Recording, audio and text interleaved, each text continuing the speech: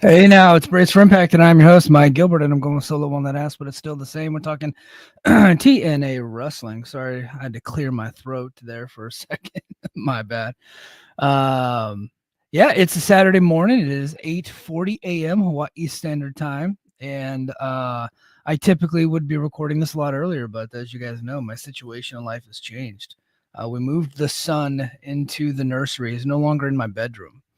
And so I have all my podcasting equipment in the nursery because that's the only room that we have like the space for it. So um and this is the second time I've had to push to like later because of the situation. So I'm going to rethink my strategy here and see about where the best place and time for me to record is. Um so I'm doing this right now like 8:40, but we're getting ready to like start the day and all that stuff. So it might get to be a little bit tough to continue doing it at this time. So this might have to be like an audio only show coming up here pretty soon, and I might just start recording it on Thursday nights. I watched Impact on Thursday night, um, and I was like, well, maybe I should just do the show tonight. I was like, nah, I like doing it live when everybody can, whenever the some of the guys can hop into the chat and be a part of it. So I was like, I'll just wait till Saturday. And then here we are, we're like a little bit late, and I'm kind of slightly pressed for time. I'm actually pushing back some of our plans for the day so the way I could get this done, right? And so it's a little bit difficult to do this, just given the situation, like having, we have a baby, and so babies take precedence over everything. So we'll see how it goes. This coming up Thursday, I might just record from my dining room like I did last week, like I did last Thursday night. I might do that so you guys will still get the audio, but you won't have the interaction, won't have the video for a little bit.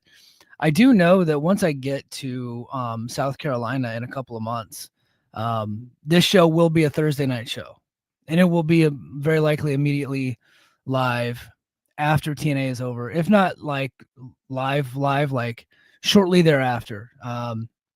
Like it might be 10:15 Eastern Standard Time. Um, once I get to the East Coast, I'll swig of coffee for the East Coast. But we'll see. We'll see how it goes, and then I'm gonna keep it on Patreon. I'm not gonna go live for everybody. I like the Patreon community.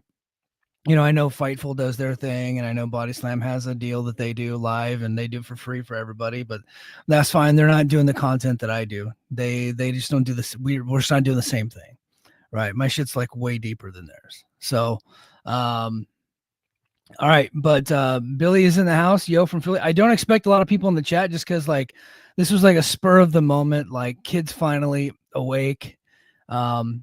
He was up a lot throughout the night, and then he had to. So we just kind of like brought him back in here like 6 a.m, and then so he just took like probably his final nap of the day. So we'll probably keep him up the rest of the day. So and then I had to cook breakfast for everybody. I had to get all that stuff going, and then now I'm finally up here. So anyway, you guys don't want to know about like all the goings on in my personal life, so, which is totally fine. But yeah, man, it's been a wild week for me. I'm gonna talk about it more with JD tomorrow, but I went viral again on Twitter. That's why you see I'm not afraid of the deep state Fed trolls. They came after me, man. I was making this joke about negotiating for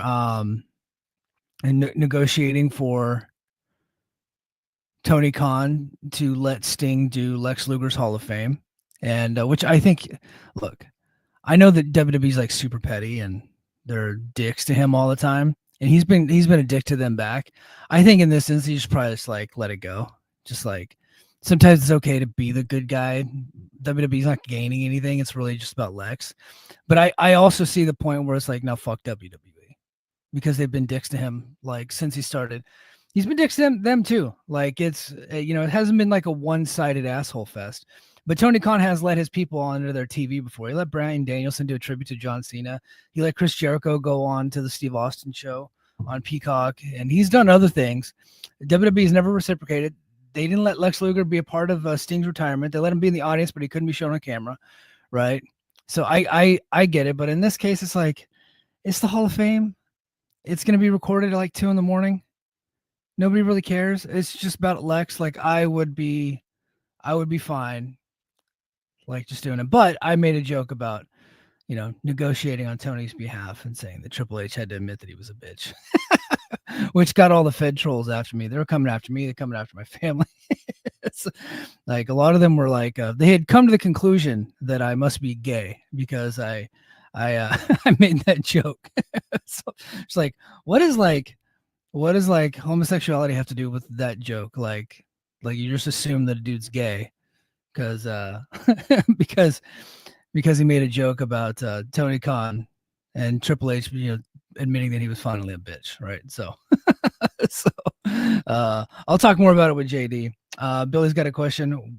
Um, we also plan on covering news in your Thursday night show when it's from South Carolina, bro. Of course. So, for those of you that don't know, this show hasn't really changed that much from 2021. I've done it the same way since 2021, just without JD the last couple of years. I do all the news first and then I cover the show. And that's not going to change. The only thing that might change, in which we had this week, there's not a ton of news, is that there might not be as much news to cover. And so in that sense, I would probably have less of a news heavy show and I'll cover the actual TV show. But covering the TV show is never going to change. If there's news to talk about, I'll always open up the show with that. If there's no news to talk about, we'll banter for a little bit, hit the live chat, and then go immediately to covering the show. And then when news does break, I will just pull the phone out and then record something. Or so when I get to South Carolina, I have my own office and I'll be working from home a couple of days a week. And so I will have more opportunity to do more recording. And that's the plan. Says you're late, Baldy. Hold on, brother. Look at this lettuce going on up here. Like it's a little thin, but it's there, bro. It's a little thin, but it's there. Come on. Billy says TK should negotiate something like rights to some Sting footage. Yeah, I think that would be cool. Like if WWE or AEW can get there, and like not everything in the catalog, because you're talking like Sting's probably got hundreds of hours of WCW footage out there. He was their top star for a long time. I mean, Hogan became the top star in '94, but Sting was always like prominently featured all the time, right? So, but if they could get some footage, or you know what I mean, that would be cool. They could do something. You remember when TNA let Ric Flair do the Hall of Fame? So the Four Horsemen were in the Hall of Fame that one year, like 2011, 2012, I can't remember. But they inducted the Four Horsemen, and they wanted Flair to be a part of it. It's like, of course. And at first, TNA didn't want to let him go, but then they realized that Flair was going regardless, and then they were just going to get into a big lawsuit, and they didn't want to do that. So they negotiated with WWE, like Bruce Pritchard negotiated on behalf of Dixie Carter, and Dixie Carter wanted Christian for Slammiversary that year. And Bruce Pritchard was like, fucking Christian? It's like, why don't we go for John Cena, and then we'll settle for Christian? But she's like, no, I only want Christian. She just liked Christian. And sure enough, they got Christian on that show, and he would have rather been doing anything else in the world than be at that Slammiversary show. But he showed up and hit his lines, introduced a video. I don't see something like that happening this time around, because I'm like thinking like, who could WWE send over as like a make good? And it's like, no, there's nobody that Tony Khan would want, right?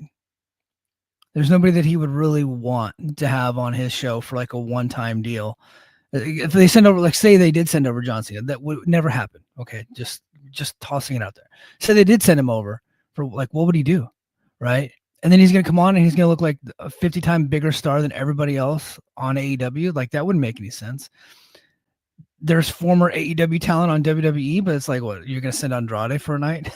You gonna send Pentagon? No, it's like there's nobody to send. But I think like, negotiating some type of licensing deal with some of the footage for Sting would be cool, right? Or for another one of his talents. Like there's a lot of talent on AEW that came from WWE, right? So I think that would be cool. Or if there's like a music thing that they could do or something, right? A trademark, an IP, something like that. They could work out a deal, but they can't just like not do something. If they really want Sting on the show, like there's a way to get it. Tony Khan at the very least is like, he is predominantly a pro wrestling fan, but he's also a businessman and a successful businessman at that, right? We can disagree with some of the business moves that he's made for AEW, and there's plenty that I disagree with.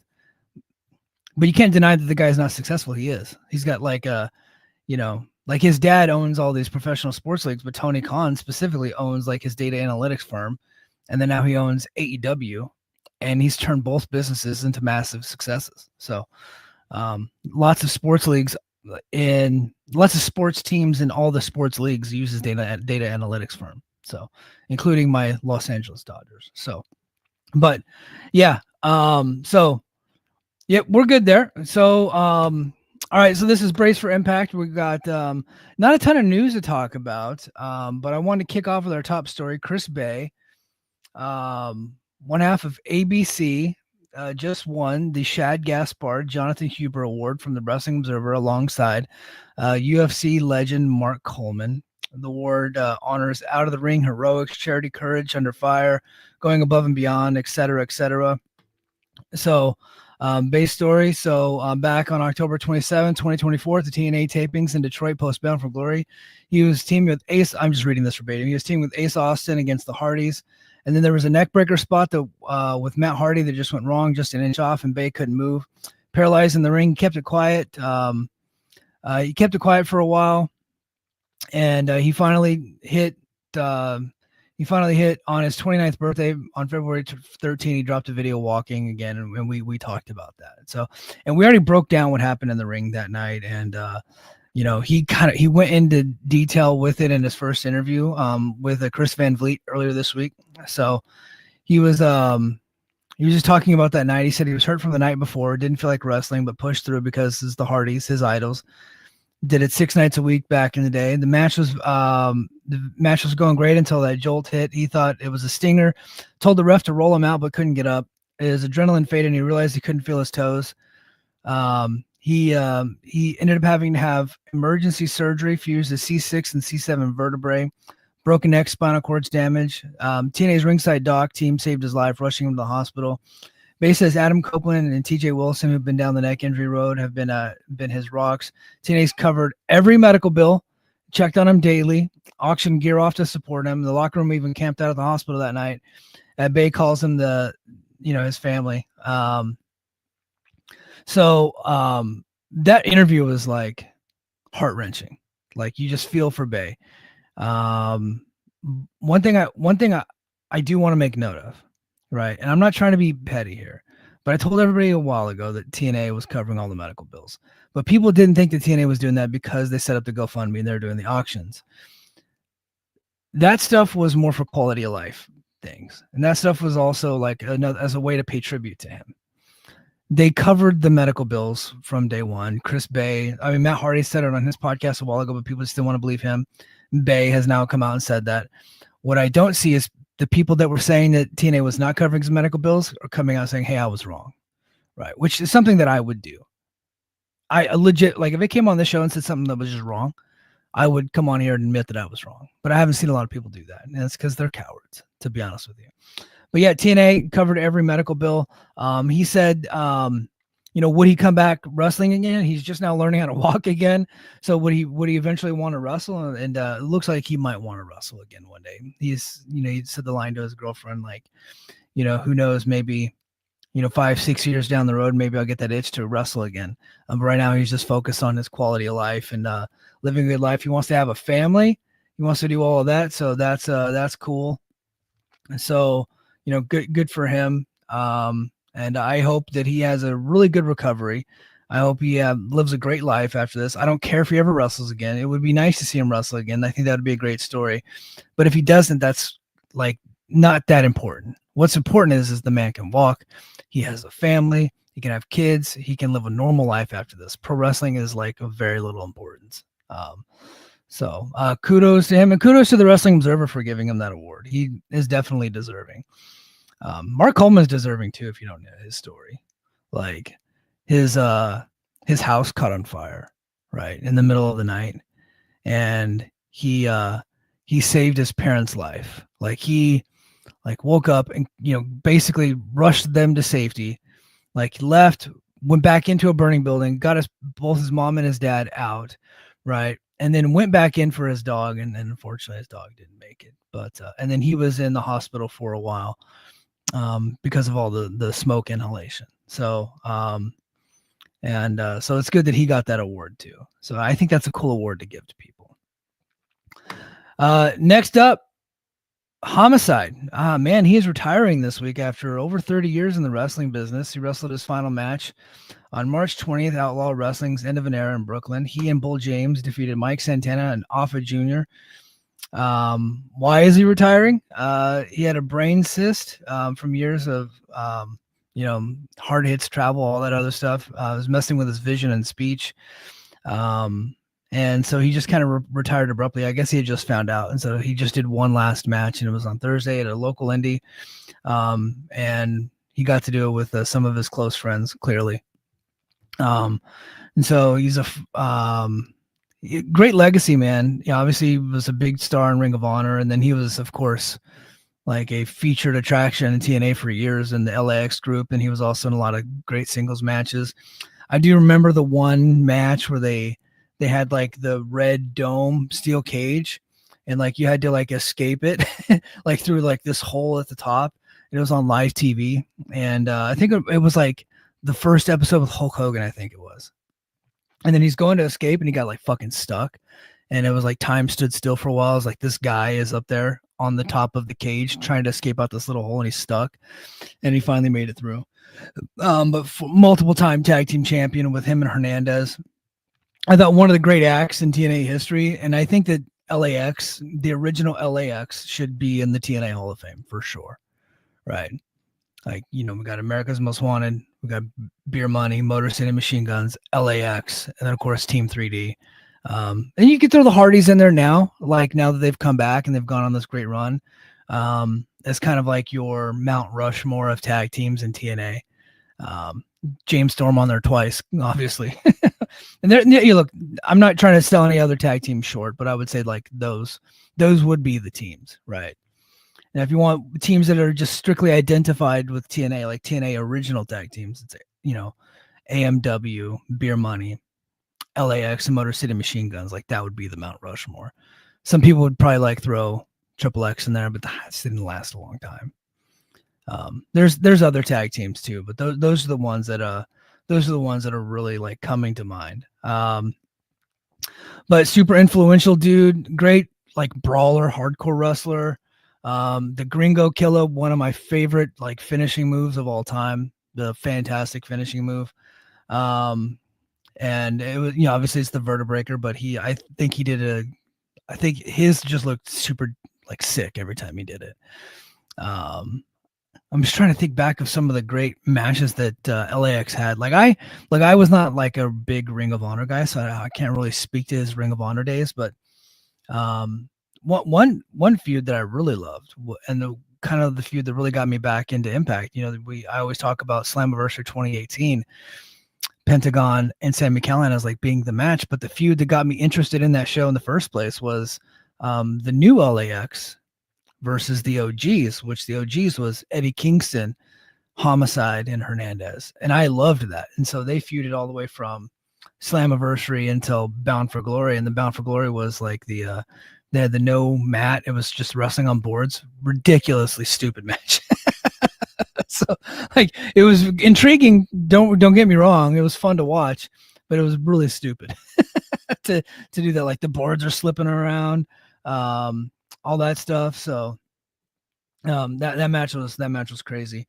Probably a dumb match to have, but I'd never seen anything like that. So it was like that just went to be original. So and Conan Conan deserves a lot of credit for getting Homicide there. Like fought hard for him to keep his name, keep his finisher, and to kind of be like authentically who he was.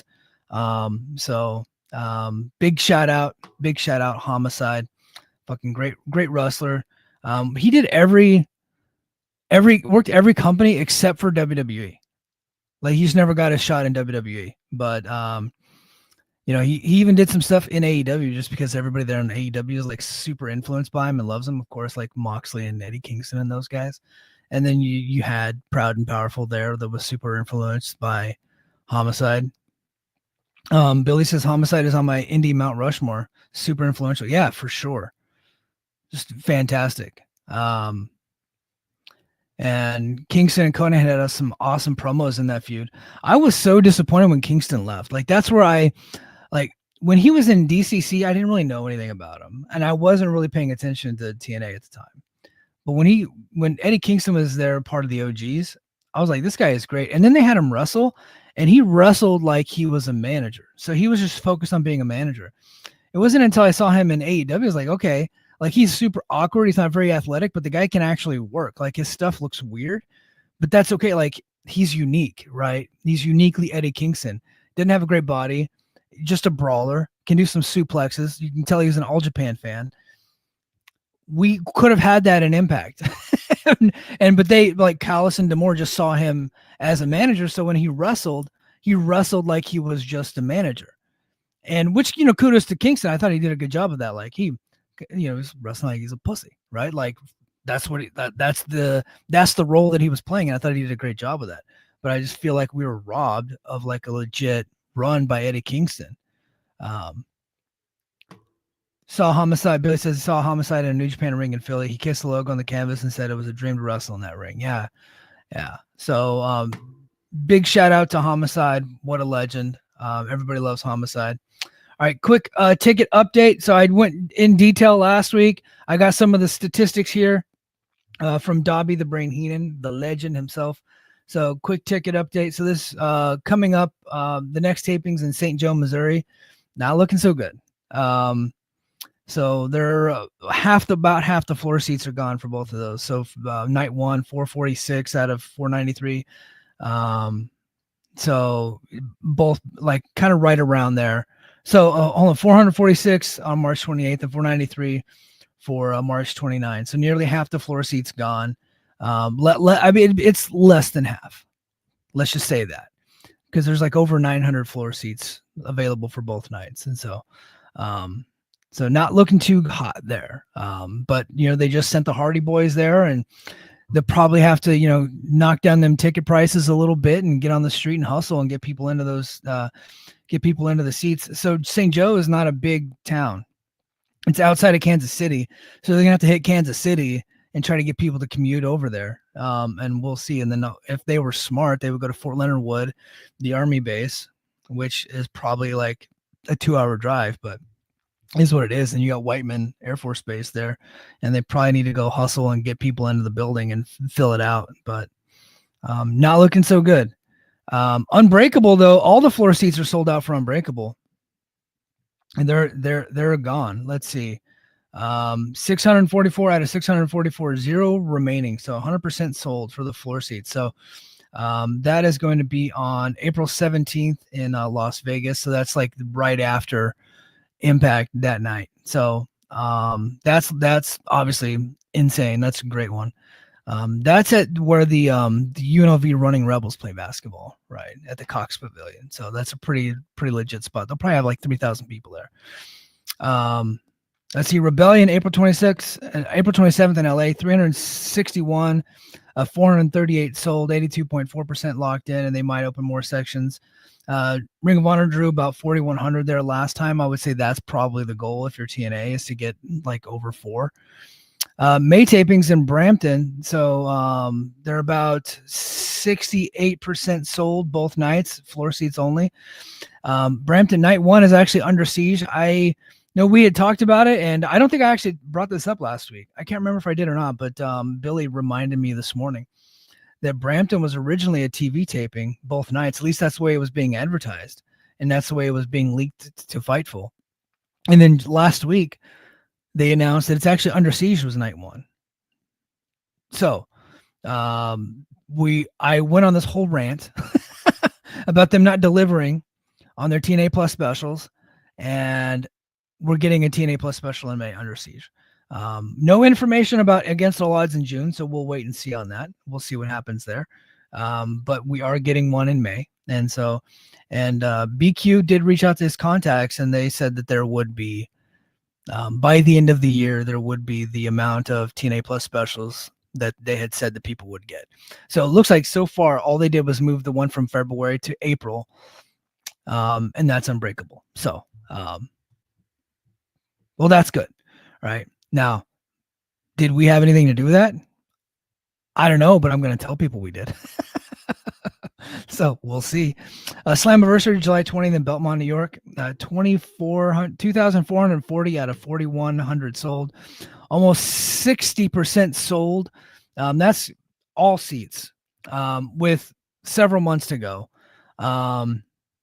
There are people out there trying to paint this as being a failure. They have already decided way ahead of time that this is going to fail, right? And so now they're almost 60% sold. It's still a failure to these people, okay? And there's about over 100 days left till we get there. They haven't even announced a single match. Not only is this thing going to sell out at 4,100, they're going to open up more seats. They're going to do over 5. I would guess they're going to get anywhere between 5 and 7,000. And for a TNA show, that's fucking huge, right? And then people will then say, well, AEW did more. Yeah, AEW is a significantly larger company with a significantly larger budget that is being featured on a significantly larger platform with TNT and TBS. Okay. So they are not even in the same ballpark. I only bring up AEW's numbers and comparing them to TNA because I know that they're not going to get to that. I'm just comparing it to show how good TNA is doing, right? With a significantly smaller budget. Okay. So when I compare them to AEW, I'm not saying that they should beat them. I'm saying that, look, this is what AEW did. Now here's TNA, this smaller company. They're going in there and look at what they're doing, right? So AEW is doing this with this budget. TNA is doing like a little bit below with this budget, right? So they're not going to beat in that same building for what Forbidden Door did. They're not even trying. That would be an unreasonable ask, right? So people are going to say, well, Forbidden Door did 11,000. Yeah, well, that was Forbidden Door. That's AEW. This is a much bigger company, right? TNA is smaller. They're on Access TV, right? They don't have the same platform, right? They don't have the same, they don't have the same amount of big stars. They just don't. It's comparing apples and oranges. They're not in the same ballpark, okay? Slammiversary may break their attendance record, says Billy. I don't know about that, man, because I think at one point they did like over 8 in London. So I don't know that they do that. Maybe domestic attendance record, which I think was like, over 6 for that lockdown 2013 in San Antonio. So maybe they could do that. Maybe they can do the domestic. I think that's going to be tough, though. It's definitely going to break their all-time gate record for sure. For sure, it's going to break the gate record. Billy says, in fairness, several of the TNA does no wrong crowd compares to tennis AEW and claims to be number 2. Those people are weird and gross. And those are not like real humans. Those are people that are just caught up in the culture war between WWE and AEW. And they're to be ignored and blocked and muted and moved on. So I only compare it because to measure what TNA's success is. But ticket sales still doing good. And then, of course, the Sacrifice was, around 3,500 both nights and doing great. Big crowd for Impact this week. So let's go ahead and get to the Impact reaction show. Impact was the fallout from Sacrifice from El Paso County Coliseum. The show kicked off with Knockouts champ Masha Slamovich in the ring, giving Cora Jade props for the fight, but saying she's the best champ in wrestling anytime, anywhere. She teased Rebellion, but then Tessa Blanchard cut her off, claiming she'd take the belt. Then, bam, NXT's JC Jane blindsided Masha. Officials swarmed. Santino Marella hit the scene, booking Jane versus Masha next week and banning Tessa from ringside. And then Santino chewed out his daughter, Ariana Grace. She swore she didn't plan it and hinting at a later surprise. So, a swig of coffee. Ibu, a buddy of mine, been on the show before, had an interesting tweet. He said, man, every tweet that I'm seeing on my timeline of Impact tonight is NXT stars. There was a lot here tonight. There was obviously JC Jane, and then you had the two different tag teams that showed up later in the evening. And it's like, what are we doing? What are we doing? That's too many. That is fucking too many. You guys got to be original. Okay. At some point, people are going to see through this. Like, I understand the need for NXT to subsidize TNA's women's division because it's so weak and they're not doing a good enough job of recruiting talent, bringing them in and signing talent and developing their own talent. So they're being subsidized by their partners in NXT, and it's just too much. It's too much. People see through it, right? They know that your division's weak. And when they see a bunch of NXT thing, it doesn't really like create this diversion or like take people's attention away from how weak it is. It only exploits the fact that the division is super weak. There is no tag team division. There is no tag team division. The singles division, they got some decent stars there, but it's pretty thin, right? You got to develop your own talent. You can't keep bringing in these NXT stars every single week, right? Because eventually that gimmick is going to wear off. Okay, it's weird. It's weird. But people are talking. That's what they see. TNA is now becoming a subsidy of NXT, at least the women's division, right? So we gotta fight against that stigma. It's like, well, Mike, that's not the reality. No, the stigma and the perception is the reality. That's what people think. And I get it. I can't go in and fight against it. I can't go in there and be like, well, hey, well, hold on now. There was only 2 segments that had NXT people. That people not going to understand that all they see and what's being publicized are NXT stars up and down the show, right? That's it. And it's right now it's the 2 tag teams and JC Jane, and then we just had Cora Jade this past Friday, and she was on the show for a month, and so like I don't care if it's like 1 or 2, but now it's like, oh man, we're getting a lot. Okay. It's like there's got to be a good balance there. Okay, first match. Rascals, Trey Miguel and Zach Wentz took on the Northern Armory. And Judas Icarus and Travis Williams with Eric Young on commentary. Wentz started hot, but the Northern Armory took over. And Trey tagged in. They hit a double team high spot. Pinfall win. EY tried to jump in post-match, but Ace Austin ran in with a chair. Quick, fun bout. Rascals are doing great. EY has definitely got some stuff cooking. At some point, they're going to have to get the Sinner and Saint to look like a legitimate threat to win some matches. For sure. Hold on. Let's see. I should have looked at the chat. So, Billy says TNA needs to do a better job explaining these NXT wrestlers. Can't assume all fans watch NXT. Io, since when were outside fans concerned is my question. Since like the dawn of time. It's like not understanding what a product is doesn't mean they're not going to talk about it. Dre says they need to stop putting Santino next to Ariana, make sure that's gorgeous and realizing they're twins. Okay, Io, I've seen you say this before. So this will give TNA more time to work that out. No, that's not what this is. TNA is not trying to work anything out. They only got Maggie Lee. So like Demore's been gone over a year. Okay, how much more time do they need?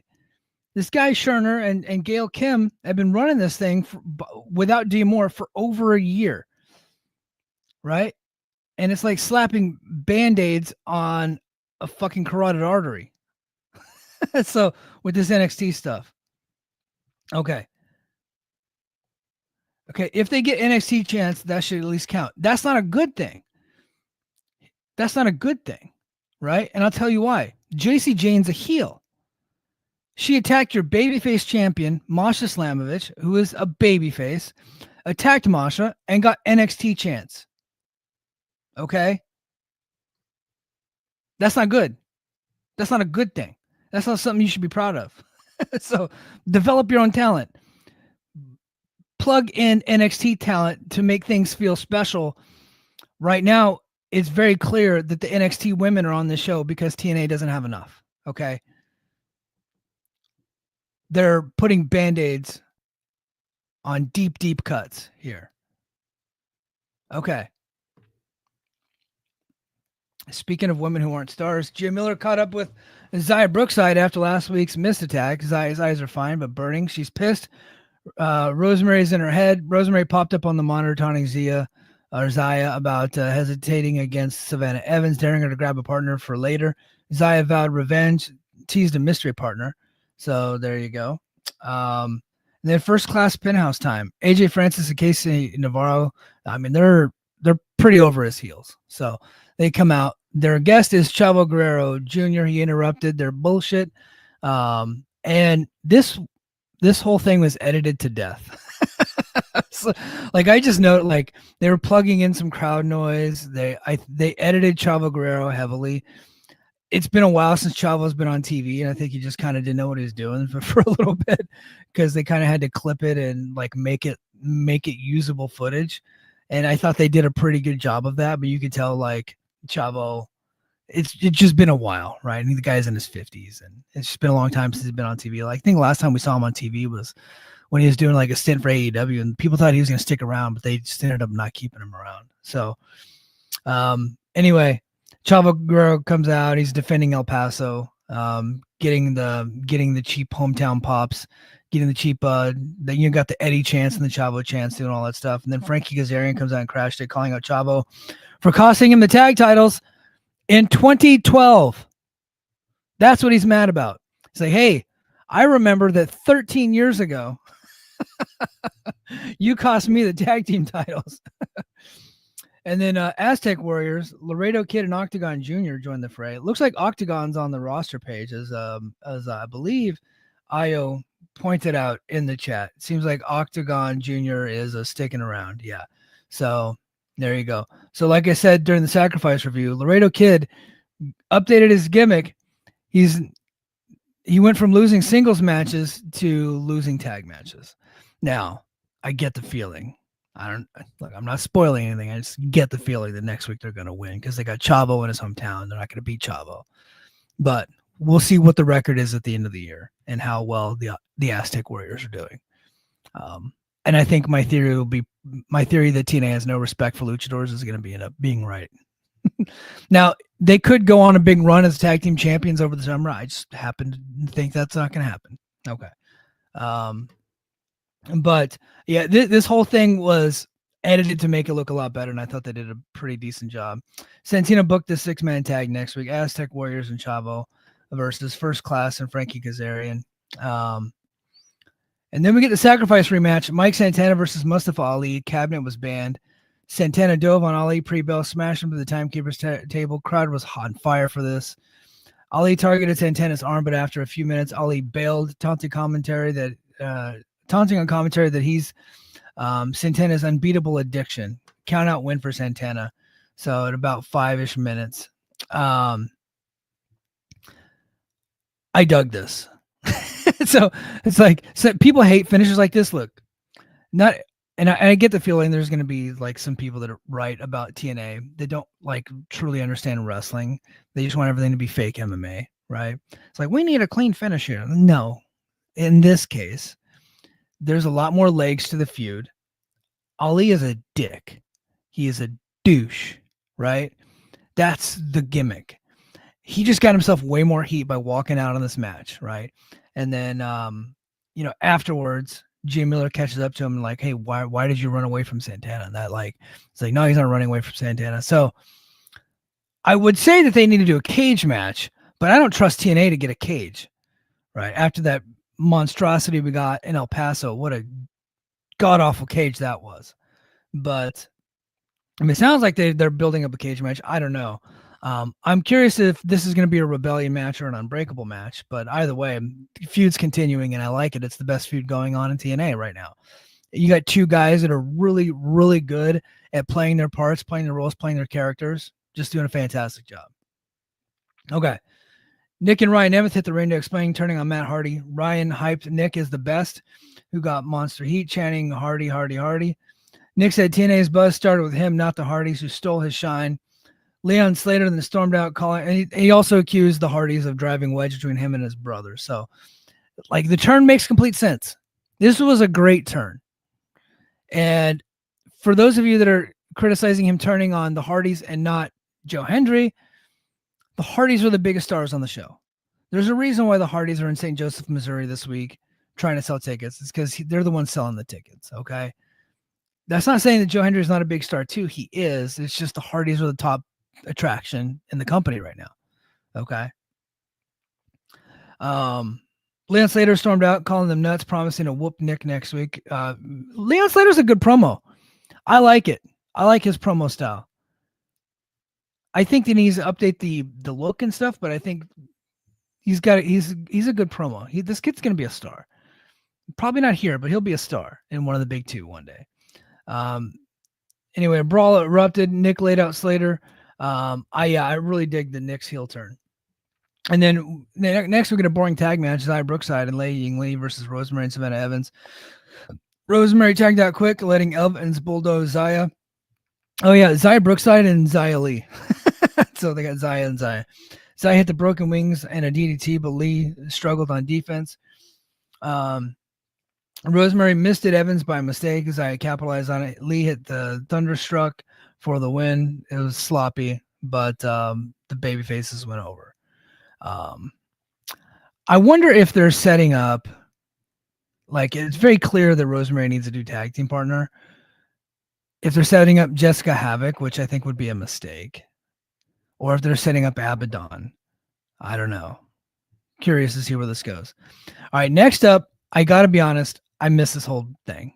So I'm just going to read this, and you guys tell me what you thought. I assume it's bad, but I had to leave the room during this, not because of the TV show, not because of what was happening on TV. I just had to go take care of the kid. Right. Okay. Championship celebration by Elegance. New Knockouts Tag Champs Ash and Heather rolled out with George Iceman in a neck brace and a $4,000 cake and beefcake models. Ash demanded her wish, but Lash Legend and Jakara Jackson from NXT interrupted, claiming they're the best team anywhere. Spitfire hit the ring for a rematch. Then Gigi Dolan and Tatum Paxley joined the chaos, wanting a shot. So that was the surprise that Ariana Grace said. Then a brawl broke out. Santino booked Gigi and Paxley versus Ash and Heather next week, banning everyone else. Legend and Jackson roughed up security, got in Santino's face. Maybe this is something for Unbreakable, like a four-way match. I could see that. Four-way where half the teams don't work here. But so there you go. I don't know. I didn't get a chance to see that segment. So there you go. All right. Next up, quick squash. Mance Warner defeated local El Paso guy Magno. I like squash matches, and I like what they're doing with Mance and Steph DeLander. They need to let Mance talk more. He's a good promo. Really good promo. He can do both babyface and heel promos. He's great. Steve Mackin got a video showing Eric Young's Northern Armory pitch. He didn't like EY's vibe and wants no part of it. Tensions are brewing there. So there you go. And then main event time, Joe Hendry and Elijah versus the System, or should I say the Job Squad, Brian Myers and Eddie Edwards. Jesus, these guys are not winning anything at all lately. Just losing match after match after match. Hendry's 60 days as champ and still going strong. He started with a power slam. Elijah kept it rolling. Alicia's meddling, flipped it. System isolated Elijah. Hot tag to Hendry. Fall away slams. We will rock you. Stomp, stomp. Crowd lost it. Myers speared Hendry. Edwards hits a splash, but Hendry countered with system overload with the standing ovation. Elijah assisted with a pinfall victory. They haven't started teasing the turn just yet. I know they had the backstage segment where Hendry's like, "Look, I know one day you're gonna hit me with that guitar." So, but they got them teaming up like they're Hulk and Paul Orndorff. But there is no jealousy angle at this point, so I'm like wondering when they're gonna get to it. Part of me is like, hurry up and get to it. But there's also part of me that's like, look, Elijah kind of over as a babyface, and he just got here. And maybe that's something you hold off for a while. I don't know. We'll see, but I think obviously that's the match that they want. I just don't think that's a very big match. So I'm wondering what it's going to be for Rebellion. Do they bring in an outsider? They might have to, or do they just do like a fucking, put everybody in, like 6 people in the match, right? So like do that a lot, so I don't exactly know what they're doing. The top feud in the company right now, outside of Santana and Ali, is the Hardys and Nemeth brothers. So now they got 2 really good feuds going. I think Macklin is struggling as a babyface with this Eric Young feud. It just seems like he's not that into it. He might just be better off as a heel, right? Or they got to tap into something with him because as great a talent as he seems like he's just not into this feud. That doesn't mean I didn't like the promo tonight, but stuff that I have just seen with him out in front of the crowd just seems like he doesn't like acting, right? He runs better on emotion and feel, and it just seems to me like he's not feeling this one. I don't know. That's just what I get from watching. Next week is got a lot going on. Gigi and Paxley versus Ash and Heather. Aztec Warriors and Chavo versus First Class and Kazarian. JC Jane, or next day, JC Jane versus Masha. EY versus Ace Austin. Slater versus Nemeth. That's a pretty stacked lineup there. So lots of stuff happened. Look, I cranked out. I didn't think that I had much to talk about, and I have I had quite a bit to talk about. Let me get to the chat here. All right. Billy says that Zaya promo was rough. Yeah, she's like, sometimes you understand why people get fired. So, like, I'm not saying she's like a completely like bad talent, but like WWE realized, it's like, look, it's Robbie Brookside's kid, and probably never going to get past the level that she's at right now. So let's cut bait, right? I realized that this is my favorite Penthouse segment, though. I was entertained. Yeah, I thought it was pretty good too. Only AEW fans complain about non-finishes. Not necessarily. All right. If you walk out, it will lead to a chain or a strap match. Yeah, that could be dog collar match, strap match. I just hope they don't do the 4-corner gimmick. If they do a dog collar match, which I think would be cool, they do it the way that it was like done in the past, and the way the AEW does them. It's like it's a regular match, but you're wearing a dog collar and a chain, right? You don't have to tap the 4 corners. That gimmick is fucking stupid. It's lame. It's WWE bullshit. But if they just do it like legit, where it's like you just beat the shit out of each other, that would be cool. All right. Lucky Charm said, do you think we could see tag teams formed with one NXT star and one TNA star? I think that would be a unique dynamic. I could see that. I don't see any reason why they couldn't do something like that. That makes sense to me. Somebody was talking about a potential, like, down the road when Worlds Collide show, NXT versus TNA. I think it could be more of like what, you get some, like a couple NXT versus TNA matches, but then like do what they do at Forbidden Door, where it's a lot of like tags and like mixed tags, where they have like baby faces from both brands teaming up to go against heels from both brands. I could see that. And like you just have like a geek in each of the teams to like take the pin, right? I could see something like that. I think that would be fun. Lucky Charm did that with Rosemary and Wendy Chu. Yeah, that is true. They did do that already. Okay, this was the first time in wrestling history that a cake was introduced and it wasn't smashed in anyone's face. I feel like it was a wasted opportunity. If you got the cake, you got to smash it, right? Somebody's got to get the cake. And George Iceman's right there, right? Like, he's the guy you humiliate. Okay, Io says, my guess is they'll have that match months later. Yeah, so you're talking about Elijah versus Hendry. I guess that too. I just don't know when. Like, at what point do we get there? Can they have Cass call a shot at Rebellion? I think that would make sense. There is precedent for it. Moose was a heel and called his shot at Hard to Kill, right? There is nothing that says that he has to be like the snake in the grass that calls his shot, at like the perfect time, right? Well, like when the title holder, the champion, is down on the ground and beaten, although he has tried that a couple of times and he's been thwarted. And maybe that is the impetus to get him to be like, you know what? It's LA. I'm an LA guy.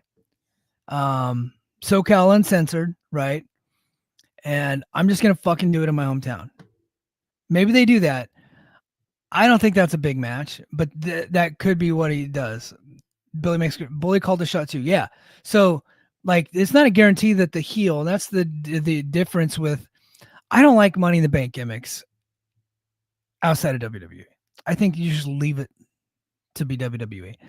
I think for me, the Kazarian thing has kind of ran its course and I'm ready for it to be over. So if he just called a shot at Rebellion, I'd be fine with that. I just don't think that's a big pay-per-view match. I don't. Io says, I expect crossover matches for Unbreakable. I do too. I do too, because everybody's going to be in town. I expect big TNA matches. I don't think this is going to be a storyline driven show. Okay. I think they're just going to, it's going to be kind of like just matches, right? Like unique and fun matches, which I think is fine. Like, I don't think every show has to be storyline driven. I don't, especially on like a WrestleMania weekend show where you can do a couple of big matches, right? Like have Hendry defend the title against somebody from the company in a storyline. But like the rest of it could just be like, you got all these guys from the indies, you got everybody in town, and you can have WWE people on it. You know, you can have like the entire wrestling world is going to be in that city. Do something fun and wild and unexpected, right? You remember years ago when TNA ran a WrestleMania weekend show they did in New Jersey and just fucking randomly booked the Lucha Brothers versus RVD and Sabu, and that match ruled. Like, it wasn't like a good match, but it ruled. Like can bad matches rule? Yeah, but it was so fun to watch, and it was so cool seeing RVD and Sabu team up against the Lucha Brothers. That was so cool. Like you should do stuff like that. That's what WrestleMania weekend's all about. Like doing things you normally wouldn't be able to do anywhere else, right? That's what it's all about. So, but all right, guys, I gotta get time for me to call it a day. Only got 51 minutes in. Like I said, it wasn't a ton of news this week. But so for those of you tuning in a little bit late, we're probably gonna switch up the schedule soon. This coming up Thursday, I might just do a Thursday night show, right? While everybody's asleep, probably like 9 p.m. or 10 p.m. my time. Okay. And then I'm just going to try to fit the show in where I can. I ran late today because I do podcasts in a nursery. Okay. But once I get to South Carolina, I get to the new house, I'm going to have my own office, right? I'm going to go live every Thursday night after Impact is over, and it'll be on Patreon. And then of course, probably release it. Like I'll record on Thursday night. I'll probably just release it Monday on YouTube. Right. But Patreon is my, priority. So, but I think that's going to be it for us this week on Brace for Impact. And until next time, mahalo. Brace for Impact is coming fast. Hold your breath, but it won't last. The walls are closing in.